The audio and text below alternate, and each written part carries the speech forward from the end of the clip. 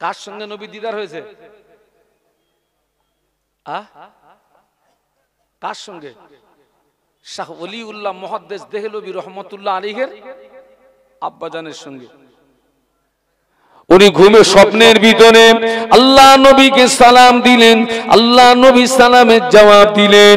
হুজুরের আব্বাজান দেখেন উনি যে তাবাররুক বিতরণ করেছিলেন ছোলা, হুজুরের আব্বাজান স্বপ্নের ভিতরে দেখতে পেলেন ওই ছোলাগুলো বিশ্ব নবীর কাছে হাজির। বলুন সুবহানাল্লাহ।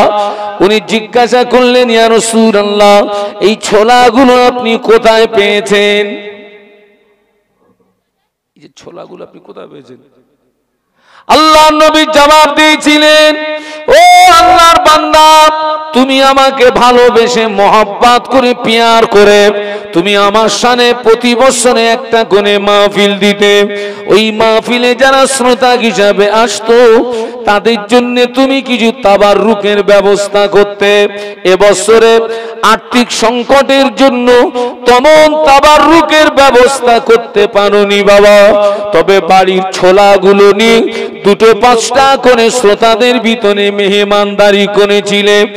ও আল্লাহর বান্দা, তোমার ওই ছোলাগুলো আল্লাহ পাকের দরবারে কবুল হয়ে গিয়েছে। আল্লাহ পাক তোমার ওই ছোলাগুলোকে কবুল করে মিসলে সুরাত আল্লাহ পাক আমার কাছে পৌঁছে দিয়েছে। না সিলেবাস ভাগ করে এইভাবে দ্বীনের ইলম বিতরণ করা, এটা বেদাত। আপনারা কোনোদিন শুনেছেন? না। ওগুলো কিন্তু তারা বলে না, কারণ বললে ওখানে ওরাও কি ওরাও ধরা পড়ে যাবে তো। তাহলে ওটাও বেদাত, কিন্তু ওটা হচ্ছে বেদাতে হাসানা, ভালো বেদাত। ওটাও যেমন বেদাতে হাসানা, এটাও তেমন বেদাতে হাসানা। বলুন সুবহানাল্লাহ। এটা যদি না করা যায়, তোমরা মাদ্রাসাগুলো বন্ধ করে দাও, সিলেবাসগুলো বন্ধ করে দাও। ক্ষমতা কত দেখি তোমাদের। আমরা দোয়া করি আল্লাহ পাক ওদেরকে হেদায়েত নসিব করুন। বলুন আল্লাহুম্মা আমিন। শুনে রাখুন, আজকের যারা বেদাত বলে জনসাধারণের মাঝখানে ঘোলা দেওয়ার চেষ্টা করছে, ওদের 14 পুরুষ তখন জন্মায়নি। কত পুরুষ বলেছি? 14 পুরুষ তখন জন্মায়নি। শাহ ওলিউল্লাহ মুহাদ্দিস দেহলভী রহমাতুল্লাহ আলাইহি, ওই যারা বলছে সিরাতুন নবী করা বেদাত, ওদের কাছে জিজ্ঞাসা করবেন শাহ ওলিউল্লাহ মুহাদ্দিস দেহলভী রহমাতুল্লাহ আলাইহি কে। ওরা চেনে কিনা আমি জানি না। শাহ ওলিউল্লাহ মুহাদ্দিস দেহলভী রহমাতুল্লাহ আলাইহির আব্বাজান প্রতি বছরে আল্লাহর নবীর শানে একটা করে মাহফিল দিতেন। একটু বলুন সুবহানাল্লাহ। কার শানে? আরো জোরে বলুন। আজকের আপনারা মাহফিল দিয়েছেন কার শানে? শাহ ওলিউল্লাহ মুহাদ্দিস দেহলভী রহমাতুল্লাহ আলাইহির আব্বাজান প্রতি বছরে আল্লাহর নবীর শানে একটা করে মাহফিল দিতেন। ওই মাহফিলে যারা শ্রোতা হিসাবে আসতেন, উনি তাদের জন্য কিছু তাবাররুকের ব্যবস্থা করতেন। যেমন আজকের এই মাহফিলে আপনাদের জন্য তাবাররুকের ব্যবস্থা আছে। তো এক বছরে উনি আল্লাহর নবীর শানে মাহফিল দিয়েছেন ঠিকই, কিন্তু তাবাররুক করবেন এমন অর্থ ওনার কাছে নাই। আর স্বাভাবিকভাবে আপনার বাড়ি যদি একজন মেহমান আসে, আপনি যদি তাকে মেহমানদারি না করতে পারেন, আপনার মনে কষ্ট হবে না? হবে না? হবে। সেই জন্য আপনার বাড়ি যদি মেহমান আসে, কিচ্ছু যদি না দিতে পারেন, কিছুই নেই বাড়িতে, অন্তত তাকে কি দেবেন? এক গ্লাস পানি দেবেন, এক গ্লাস পানি দেবেন। তো শাহ ওলিউল্লাহ মুহাদ্দিস দেহলভী রহমাতুল্লাহ আলাইহির আব্বাজান বড় চিন্তায় পড়ে গেলেন। আজকের আমার বাড়িতে মাহফিল হবে, মেহমানরা আসবে, আমি কিছু দিতে পারবো না। তো তিনি খুব চিন্তিত ছিলেন। ঘরে অনেক খোঁজ খবর নিয়ে দেখলেন কিছু ছোলা আছে। ছোলা কি আছে বাবা? ছোলা। হুজুরের আব্বাজান আল্লাহর নবীর শানে মাহফিল দিলেন। ওয়াজ নসিহত হলো, মাহফিল শেষ হলো। হুজুরের আব্বাজান ওই ছোলাগুলো দুটো পাঁচটা করে শ্রোতাদের ভিতরে তাবাররুক হিসাবে বিতরণ করলেন। হুজুর আমার শুয়ে পড়লেন ঘুমের ভিতরে। ওই রাতে আল্লাহর নবীর সঙ্গে ওনার দিদার নসিবি হয়ে গেল। একটু বলুন না মুহাব্বতে সুবহানাল্লাহ। ওই রাতে নবীর সঙ্গে দিদার হলো। কার সঙ্গে নবী দিদার হয়েছে? কার সঙ্গে? শাহ ওলিউল্লাহ মুহাদ্দিস দেহলভী রহমাতুল্লাহ আলাইহির আব্বাজানের সঙ্গে।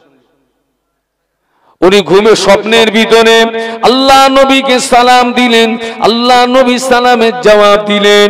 হুজুরের আব্বাজান দেখেন উনি যে তাবাররুক বিতরণ করেছিলেন ছোলা, হুজুরের আব্বাজান স্বপ্নের ভিতরে দেখতে পেলেন ওই ছোলাগুলো বিশ্ব নবীর কাছে হাজির। বলুন সুবহানাল্লাহ। উনি জিজ্ঞাসা করলেন, ইয়া রাসূলুল্লাহ, এই ছোলাগুলো আপনি কোথায় পেয়েছেন?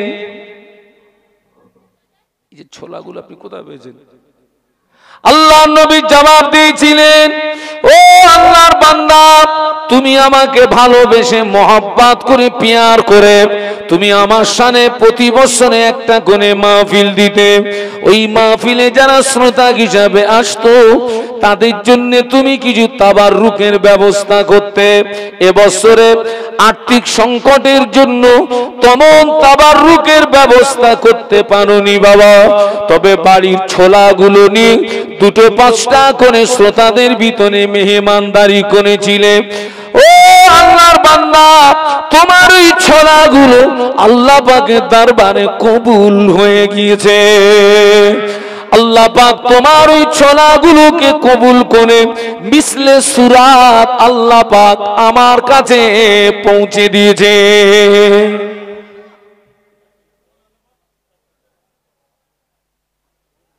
আল্লাহু আকবার। শাহ ওলিউল্লাহ মুহাদ্দিস দেহলভী রহমাতুল্লাহ আলাইহি কোন দরজার মানুষ, আর তানার আব্বাজান কোন দরজার মানুষ? যারা আজকের এই সাধারণ মানুষকে ঘোলা দিচ্ছে ওরা কতটা জানে আমি জানি না বাবা, যে তিনি নবীর শানে মাহফিল দিতেন এবং সেই মাহফিলে তাবারুক আল্লাহর দরবারে কবুল হলো এবং মিসলে সুরাত সেই ছোলা আল্লাহ পাক বিশ্ব নবীর কাছে পৌঁছে দিলেন। একটু জোরে বলুন সুবহানাল্লাহ, আরো জোরে বলুন। আপনারা ধৈর্য ধরলে আমি আরো আগে এগিয়ে যাব। চলুন আমরা একটু মদিনার থেকে ঘুরে আসি। একটু দরুদ শরীফ আল্লাহুম্মা। এই কমিটির ছেলেরা এখানে ছোট একটা ফ্যানের ব্যবস্থা করো, আর এখানে একটা গ্লাস দিতে হবে, একটু পানি পান করার জন্য একটু গ্লাস দিতে হবে। দরুদ শরীফ আল্লাহুম্মা।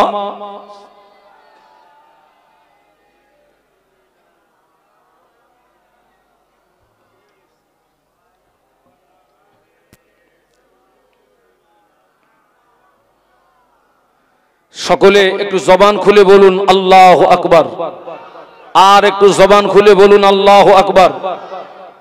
আমি কোরআন শরীফের যে আয়াত শরীফা তেলাওয়াত করেছি, ইয়া আইয়ুহাল্লাযীনা আমানু কু আনফুসাকুম ওয়া আহলিকুম নার। আল্লাহ বললেন, হে বিশ্বের ঈমানদার সম্প্রদায়, নিজে জাহান্নামের আগুন থেকে বাঁচো এবং তোমার আহাল বর্গ দিগকে জাহান্নামের আগুন থেকে রক্ষা করো। একটু বলুন সুবহানাল্লাহ। নিজে বাঁচো এবং অপরকে বাঁচাও। দেখুন, আমরা অনেকে নিজেরা জাহান্নামের আগুন থেকে বাঁচার চেষ্টা করি, কিন্তু আহাল বর্গ দিগকে জাহান্নামের আগুন থেকে বাঁচানোর ব্যাপারে আমাদের অনেকের কোনো ভূমিকা নেই, আমাদের অনেকের কোনো মাথার যন্ত্রণা নেই। যেমন আমি 5 ওয়াক্ত নামাজ পড়ি, আমি রমজান শরীফের রোজা রাখি, আমার উপরে হজ ফরজ, আলহামদুলিল্লাহ আমি হজ করেছি, আমার উপরে যাকাত ফরজ, আলহামদুলিল্লাহ আমি যাকাত দিই। এক কথায় আমি ভালো ভালো কাজগুলো করি আর শরীয়ত বিরোধী কাজ থেকে জীবনকে বাঁচানোর চেষ্টা করি।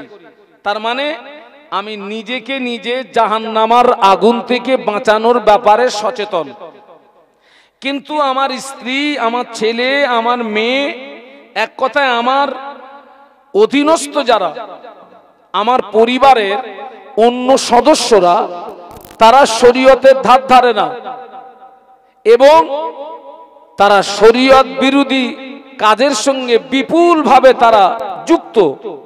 আমি একজন বাড়ির গার্জিয়ান হিসাবে আমি আমার স্ত্রীকে, ছেলেকে, মেয়েকে আমি সৎ কাজের আদেশটুকু করি না, আর আমি তারা যে শরীয়ত বিরোধী কাজের সঙ্গে তাদের সম্পর্ক, আমি সেই অন্যায়ের প্রতিবাদটুকুও করি না। এক কথায় আহাল বর্গ সম্পর্কে আমার কোনো ভূমিকা নেই। আপনি জেনে রাখবেন, আমার মতো ব্যক্তির জন্য জান্নাতে যাওয়াটা, আমার মতো ব্যক্তির জন্য জান্নাত পাওয়াটা অত্যন্ত কঠিন।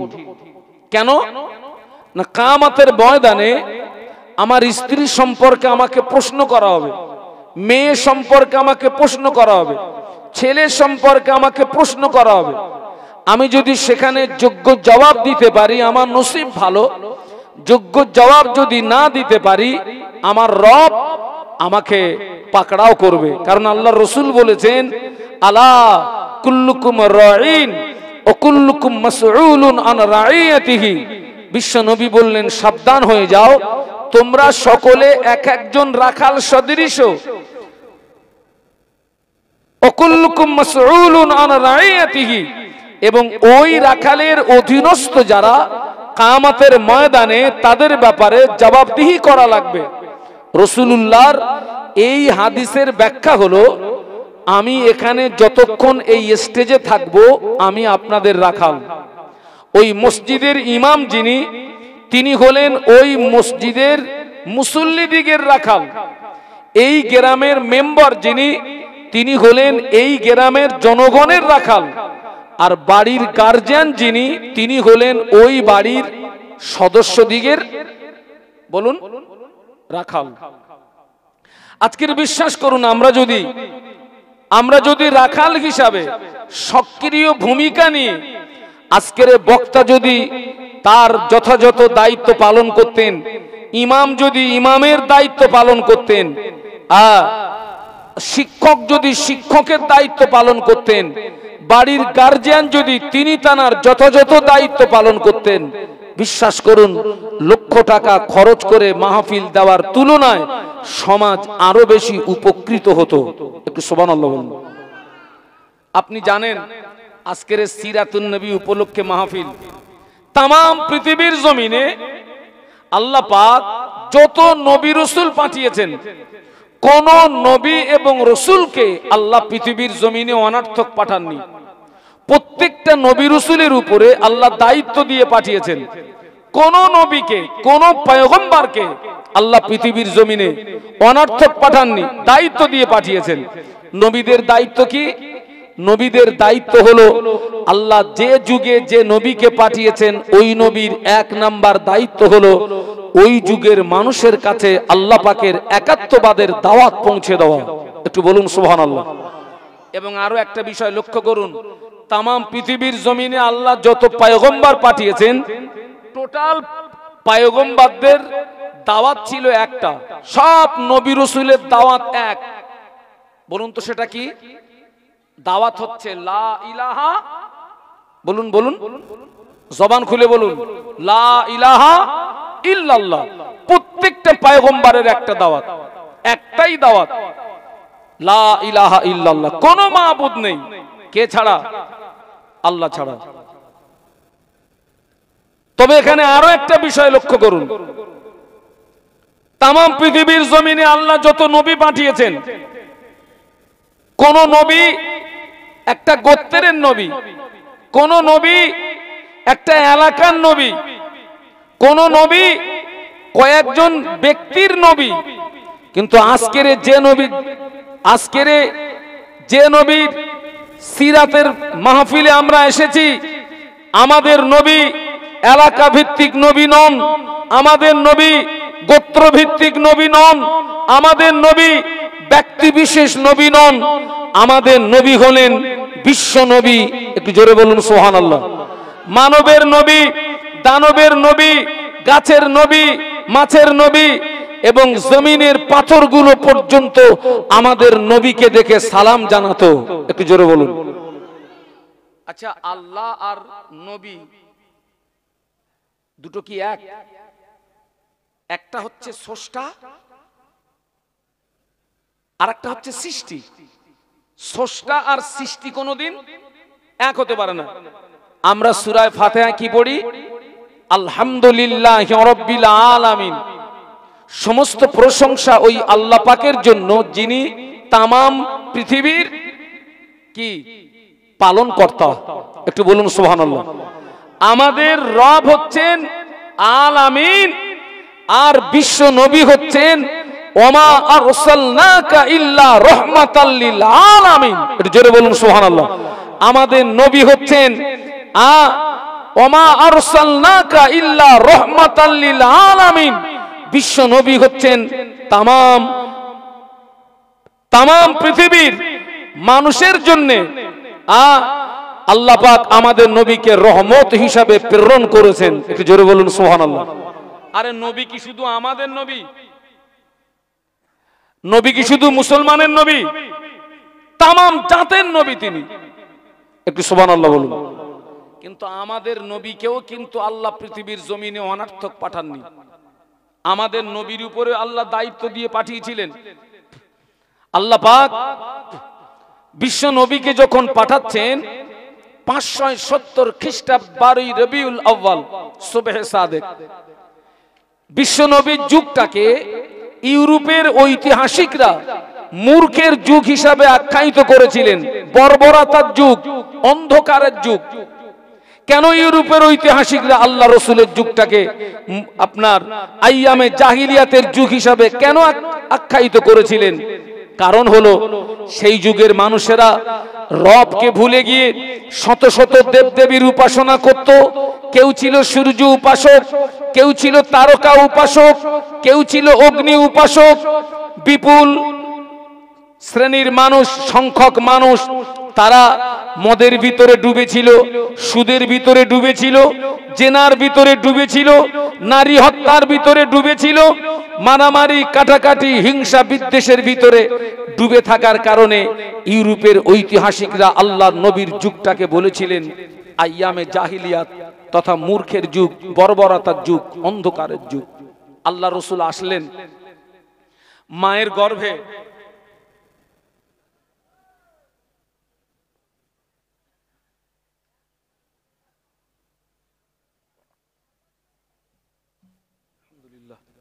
আল্লাহ রসুল মায়ের গর্ভে আব্বাকে হারালেন, 6 বছর বয়সে মাকে হারালেন, 8 বছর বয়সে দাদুকে হারালেন।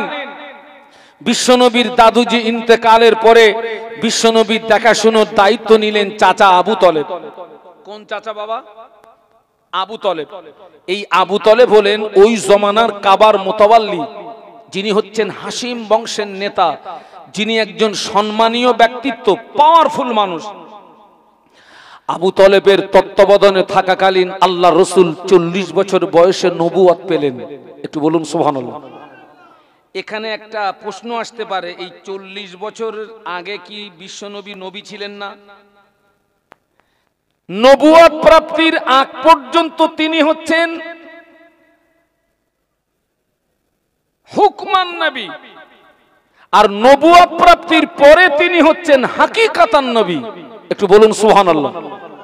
নবুয়ত প্রাপ্তির আগে তিনি হচ্ছেন হুকমান নবী, আর নবুয়ত প্রাপ্তির পরে তিনি হচ্ছেন হাকিকাতান নবী। আল্লাহ রসুল নবুয়ত প্রাপ্তির পরে 3 বছর গোপনে গোপনে আত্মীয় স্বজন, বন্ধু বান্ধবের কাছে একাত্মবাদের দাওয়াত পৌঁছে দিলেন। একটু বলুন সুবহানাল্লাহ। 3 বছর গোপনে গোপনে। 3 বছর পরে বিশ্বনবী প্রকাশ্য ময়দানে নামলেন। পড়ে নাও লা ইলাহা ইল্লাল্লাহ মুহাম্মাদুর রাসূলুল্লাহ, আল্লাহ ছাড়া কোনো উপাস্য নাই, আমি মুহাম্মদ আল্লাহর প্রেরিত পয়গম্বর। একটু বলুন সুবহানাল্লাহ।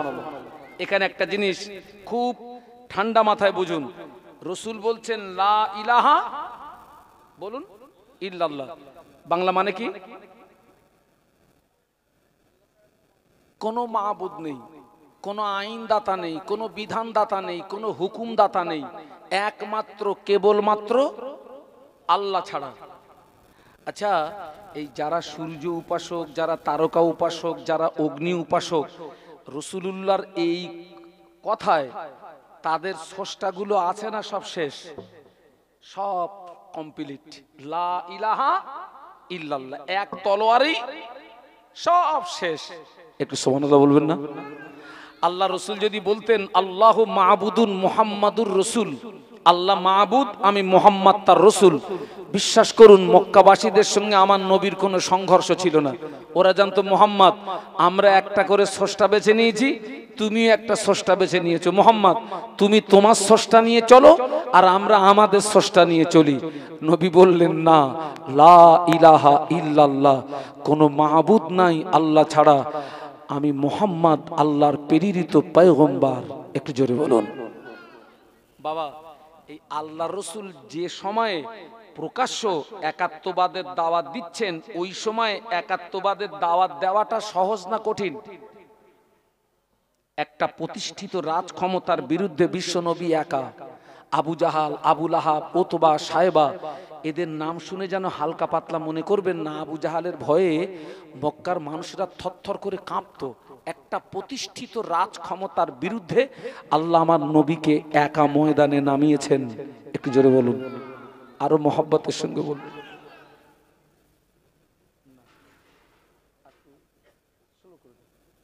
একা নামিয়েছেন আল্লাহ। বিশ্বনবী যখন প্রকাশ্য দাওয়াত দিতে লাগলেন, দেখতে পাওয়া গেল কুফারে কুরাইশদের ভিতর থেকে দুজন পাঁচজন করে তারাও আল্লাহর নবীর কাছে দিয়ে ঈমানের কলেমা পড়ে তারাও মুসলমান হয়ে যায়। বলুন সুবহানাল্লাহ। আল্লাহ রাসূল প্রকাশ্য দাওয়াত দিচ্ছেন, আর কুফারে কুরাইশদের ভিতর থেকে তারাও পাঁচজন করে ইসলাম গ্রহণ করছে। একটু বলুন সুবহানাল্লাহ। বাবা, এই দৃশ্যটা দেখে আবু জাহাল বাহিনী যারা, তারা কি সন্তুষ্ট হবে না তাদের গায়ে জ্বালা শুরু হবে? স্বাভাবিক তো। আরে আমি আপনাদেরকে ছোট্ট একটা উদাহরণ দিচ্ছি। আমি ব্যক্তিগতভাবে আমি রাজনীতির কথা আমি স্টেজে বলি না। আপনারা শুনেছেন কোনোদিন? না। তবে শুধু বোঝানোর জন্য বলছি, যদি সিপিএম এর লোক যদি টিএমসিতে যোগ দেয়, সিপিএম এর রাগ হবে না? হবে না? আবার টিএমসির লোক যদি সিপিএম এ যোগ দেয়, আবু জাহালের দলের লোকেরা প্রকাশ্য বিশ্বনবীর হাতে হাত দিয়ে ঈমানের কলেমা পড়ছে। এই দৃশ্যটা দেখে আবু জাহাল, আবু লাহাব, উতবা, সায়বা ওদের গাত্রদাহ শুরু হলো, গায়ের জ্বলন শুরু হলো যে মুহাম্মদ যেভাবে নতুন ধর্ম প্রচার করছে, আমাদের দলীয় মানুষ যেভাবে মুহাম্মাদের দলে আশ্রয় নিচ্ছে, আমরা যদি এই কাজের গতিকে না রুখি তাহলে ভবিষ্যতে এমন একটা দিন আসবে যেদিন আমাদের আর কোনো অস্তিত্ব। অতএব যে কোনো প্রসেসেই এই কাজের গতিটা রুখতে হবে। বলুন তো, দুনিয়াবি দিক দিয়ে নবীর গার্জেন এখন কে? আবু তলেব। কে গার্জেন? আবু তলেব। আল্লাহ নবী কলেমা প্রচারে বেরিয়ে পড়েছেন। আল্লাহ নবী কলেমা প্রচারে বেরিয়ে পড়েছেন। ওই রকম সময় আবু জাহাল, আবু লাহাব, উতবা, সায়বা আল্লাহ নবীর গার্জেন আবু তলেবের কাছে আসলো। আবু তলেবের কাছে এসে তারা প্রস্তাব দিল, ও আবু তলেব, তুমি তোমার ভাইপোকে বলো না, তোমার ভাইপো যদি মক্কার নেতা হতে চায় আমরা তাকে নেতা বানিয়ে দেব। তোমার ভাইপো যদি মক্কার সবচেয়ে বড় ধনী হতে চায় আমরা তাকে ধনী বানিয়ে দেব। তোমার ভাইপো যদি মক্কার সবচেয়ে সুন্দরী নারী পেতে চায় আমরা তাকে সুন্দরী নারী দিয়ে দেব। তবে শর্ত হলো একটা, কলেমা প্রচারটা যেন না করে। ও আবু তলেব, তোমার ভাইপো আমাদের দেওয়া দাবি মেনে নি, কলেমা প্রচার বন্ধ করে তো ভালো। এরপরেও যদি কলেমা প্রচার বন্ধ না করে আমরা তোমাকে হুঁশিয়ারি করছি, আজকের থেকে তুমি তোমার ভাইপোকে আর আশ্রয় দিতে পারবে না, এরপরেও যদি তুমি তোমার ভাইপোকে আশ্রয় দাও, আমরা তোমার বিরুদ্ধে যুদ্ধ ঘোষণা করব। আবু তলেব কাবার মোতাওয়াল্লি ঠিকই, হাসিম বংশের নেতা ঠিকই, কিন্তু সমাজ বলে একটা কথা আছে না বাবা, সমাজের টোটাল লোক যদি একদিকে যায় আর নেতা যদি আর একদিকে থাকে, ও নেতার নেতৃত্ব চলবে? আবু তলেব এখন উভয় সংকটে। কিসের কারণে? আল্লাহ রসুলকে আশ্রয় দেওয়ার কারণে। আবু তলেব উভয় সংকটে। কি করি, যদি ভাইপো এদের দাবি মেনে না নেয় আর তারপরে যদি আমি ভাইপোকে জায়গা দিই, ওরা তো আমার বিরুদ্ধে যুদ্ধ ঘোষণা করবে। আমি বৃদ্ধা হয়ে গিয়েছি, আমি বুড়ো হয়ে গিয়েছি, আমি তো এই যুদ্ধের মোকাবেলা করতে পারবো না। ওরা আবু তলেবকে হুইপ জারি করে বাড়িতে গিয়ে অঙ্ক কষছে, আবু তলেবকে যা বলে এসেছি সিদ্ধান্ত একটা নিতে হবে। আহা, আল্লাহ নবী কলেমা প্রচার করে বাড়ি ফিরলেন। আবু তলেব আমার নবীকে একটি নির্জন কক্ষে ডেকে নিয়ে বললেন, বাবা মুহাম্মদ, তোমার জন্য খুশির সংবাদ। আল্লাহ নবী বললেন, চাচা যান, কি খুশির সংবাদ? আবু তলেব বলে, বাবা, মক্কার বিশিষ্ট ব্যক্তিরা আমায় বলে গেল, তুমি যদি মক্কার নেতা হতে চাও তারা তোমায় নেতা বানিয়ে দেবে, ধনী হতে চাইলে ধনী বানিয়ে দেবে, সুন্দরী নারী চাইলে নারী দেবে, তবে শর্ত হলো বাবা, কলেমা প্রচারটা করা যাবে না। আল্লাহ নবী ওই দিন বলেছিলেন, ও আমার চাচা যান, আপনি ওদেরকে বলে দিন, যদি ওদের দাঁড়াতে সম্ভব নয়, ওরা যদি আমার এক হাতে আসমানের চাঁদ এনে দেয়, অপর হাতে যদি আসমানের সূর্য এনে দেয়, এক হাতে আসমানের চাঁদ, অপর হাতে যদি আসমানের সূর্য এনে দেয়, তথাপিও মুহাম্মদ আল্লাহর দেওয়া দায়িত্ব কলেমা প্রচারটা বন্ধ করতে পারবে না। বলুন সুবহানাল্লাহ। এক হাতে আসমানের চাঁদ, অপর হাতে আসমানের সূর্য। আবু তলেব বললেন, বাবা, তুমি যদি তোমার জায়গা থেকে সরে না আসো, তাহলে মনে হয় আজকের থেকে আমি তোমাকে আর আশ্রয় দিতে পারবো না, কারণ এরপরে যদি আমি তোমাকে আশ্রয় দিই, ওরা আমার বিরুদ্ধে যুদ্ধ ঘোষণা করবে। বাবা, আমি দুর্বল হয়ে গিয়েছি, বৃদ্ধা হয়ে গিয়েছি, আমাকে বৃদ্ধা বয়সে তুমি যুদ্ধের মোকাবেলায় নিয়ে যেও না। বাবা, মনে হয় আজকের থেকে আমি তোমাকে আর আশ্রয় দিতে পারবো না। একটা জিনিস জানবেন, ন্যায় ও সত্যের উপরে দাঁড়িয়ে থাকাটা সহজ না কঠিন? বলুন বলুন। ন্যায় ও সত্যের উপরে দাঁড়িয়ে থাকাটা খুব কঠিন, এবং ন্যায় ও সত্যের উপরে দাঁড়িয়ে থাকতে গেলে আপনার পাশ থেকে সব সরে যেতে পারে। আপনার পিতা, আপনার মাতা, আপনার স্ত্রী, আপনার ছেলে মেয়ে, বন্ধু বান্ধব সব পালাতে পারে। এরপরেও যখন আপনি ন্যায় ও সত্যের উপরে মজবুতির সঙ্গে দাঁড়িয়ে থাকবেন, ওই সময় আল্লাহর পক্ষ থেকে আপনার উপরে রহমত নাজিল হবে। একটু জোরে বলুন, আরো মহব্বতের সঙ্গে বলুন। আল্লাহ নবী ওই দিনে কেঁদে ফেলেছিলেন। আল্লাহ নবী কাঁদতে কাঁদতে বলেছিলেন, চাচা যান, চাচা যান, আমি মায়ের পেটে থাকাকালীন আব্বাকে হারালাম, 6 বছর বয়সে মাকে হারালাম, 8 বছর বয়সে দাদুকে হারালাম, সেখান থেকে আপনার তত্ত্বাবধানে ছিলাম। চাচা যান, সারাদিন মক্কার মানুষেরা আমায় কত গালি দেয়, সারাদিন মক্কার মানুষেরা আমায় কত দুচ্ছাই করে, সারাদিন মক্কার মানুষেরা আমায় কত গালি গালাজ করে। ও আমার চাচা যান, আমি যখন সারাদিন পরে আপনার কাছে ফিরে আসি, আপনি আমাকে একবার মুহাম্মদ বলে ডাকার সঙ্গে সঙ্গে সারাদিনের কষ্ট নিবারণ হয়ে যায়, সারাদিনের কষ্ট মুছে যায়। ও আমার চাচা যান, আজকে যদি আপনি আমাকে আশ্রয় না দেন, জায়গা না দেন, আমি মুহাম্মদ এটি জানবো, পৃথিবীর জমিনে মুহাম্মাদের আহা বলার মতো কেউ নাই, পৃথিবীর জমিনে মুহাম্মাদের পাশে দাঁড়ানোর মতো কেউ নাই, পৃথিবীর জমিনে মুহাম্মাদের চোখের পানি দেখার মতো কেউ নাই। ও আমার চাচা যান, আপনি আমাকে আশ্রয় দেবেন কিনা ওটা আপনার ব্যক্তিগত ব্যাপার, তবে আপনি আমাকে আশ্রয় দেন আর না দেন, আমি মুহাম্মদ আল্লাহর দেওয়া দায়িত্ব, আমি কলেমা প্রচারটা বন্ধ করতে পারবো না। বলুন সুবহানাল্লাহ। এতদিন জানতাম আমার পাশে কেউ থাক আর না থাক, আমার চাচা ছিল, আজকের থেকে জানবো আমার কেউ নেই। আল্লাহ রসুল যখন এই কথাটি বললেন, আবু তলেব কেঁদে ফেললেন। যতই হোক ভাইপো তো, চাচা ভাইপোর ভিতরে একটা আন্তরিক টান, একটা ভালোবাসা, মহব্বত থাকে না? আবু তলেব কেঁদে ফেলেছে। আবু তলেব কাঁদতে কাঁদতে বলেছিলেন, বাবা মুহাম্মদ, কষ্ট নিও না বাবা, দুঃখ নিও না বাবা, রোনাজারি করো না বাবা, যাও আমি তোমায় হুকুম দিয়ে দিলাম, যেথায় তোমার ইচ্ছা সেথায় তুমি কলেমা প্রচার করো, যেথায় তোমার ইচ্ছা সেথায় তুমি কলেমার দাওয়াত দাও। আবু তলেব যতদিন পৃথিবীতে জীবিত আছে দেখে নিতে চায় মক্কার কোন শক্তি মুহাম্মদকে ক্ষতি করতে পারে। ওই দিনে বিশ্বনবী কান্না ভরা চোখে হেসে ফেলেছিলেন। আজকে থেকে তোমাকে খোলা অর্ডার দিলাম,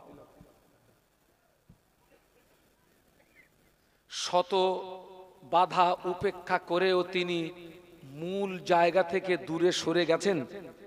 বাবা, তাহলে নবীর উম্মাত হিসাবে নবীর ওই আদর্শটা, ওই চরিত্রটা এজ এ উম্মাত হিসাবে আমার মধ্যে থাকার দরকার আছে না নেই?